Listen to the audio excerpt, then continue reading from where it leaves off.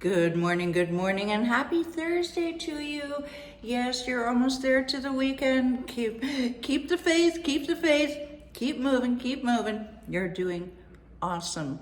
Thanks to each and every one of you who tune in to these videos, whether it's via social or the newsletter or YouTube. Thank you. I really appreciate what you do.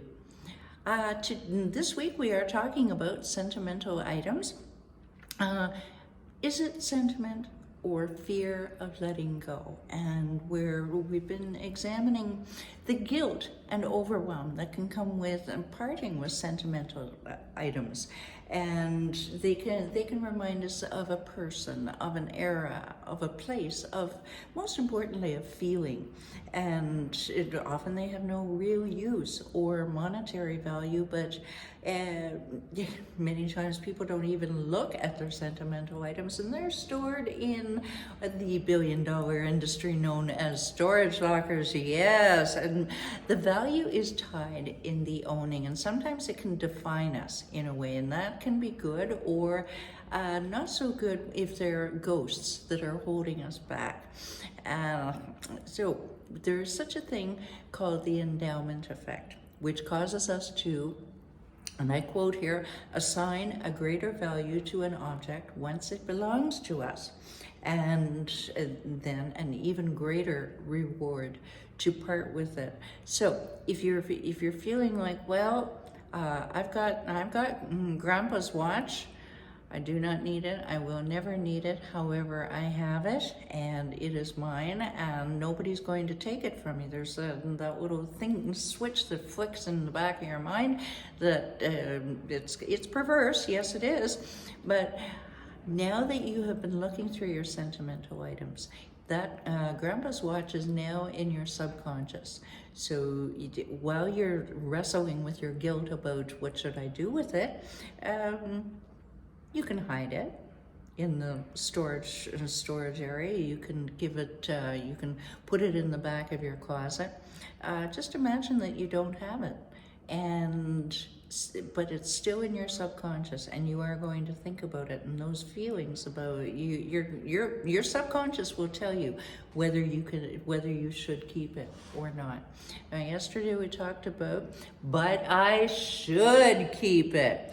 Now, remember, a home should be a space for the living, not a mausoleum for the past, which can be those old wedding dresses. Yes, I know, Susan, and yes, I know you love your wedding dress, and I understand that, and there are many good reasons for keeping things. Many good reasons, simply because you like it. But I ask each and every one of you to think about, when you're looking through your sentimental items, why are you keeping it?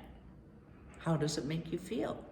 Does it make you feel guilty? Are you keeping it out of a sense of obligation? And we launch right into my client, Pam, who 6 interstate moves, and she carted her grandmother's dining room set around it. It always sat in the basement wherever she lived. And Pam said, I don't know why I do this. I just drag it with me. It turns out she didn't even really like that particular grandmother, and she was keeping it out of obligation, because I should, right? The very next day, she got a neighbor to take it away. Neighbor was thrilled, Pam was thrilled. Yes, so just really examine why you're hanging on to something. Now, today, get started at least.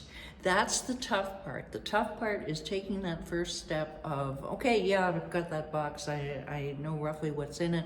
I'll get to it.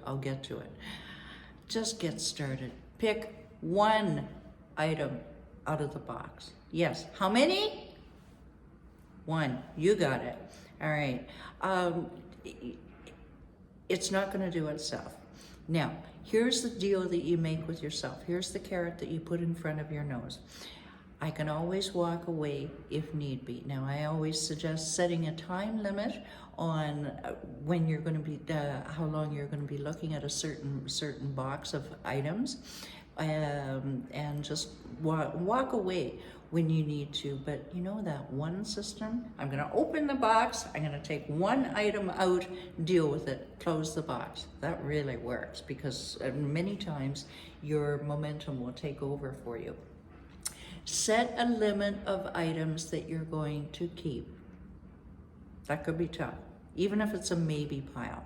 But set a limit of items and do the keep, toss, and maybe pile. Make sure that you have a maybe pile. Another, this is a client's idea, Aubrey, thank you for that. And you can pretend that you're moving cross country. Do I want to unpack this at the other end? Is it that important to me? And once you have decided all this, I'm kind of launching into tomorrow's content, but once, just think about, as you're keeping some of these things, what could I do with these things that I'm keeping? That's what we're going to talk about tomorrow. All right, and until tomorrow, which is Friday, download your 7 easy steps to conquer your physical and mental clutter. And while you're there, go ahead and book that quick and no-cost call with me, and let's talk about how we can get you decluttered of sentimental items or otherwise quicker than you ever thought possible in the Declutter the Brain family of programs. Yes, and we've just added a Bouncing Baby edition with Christina Hay Everett from Clutter to College, your 30-day quick start. DM me for details or watch for it on social. Thanks so much for watching. Bye for now.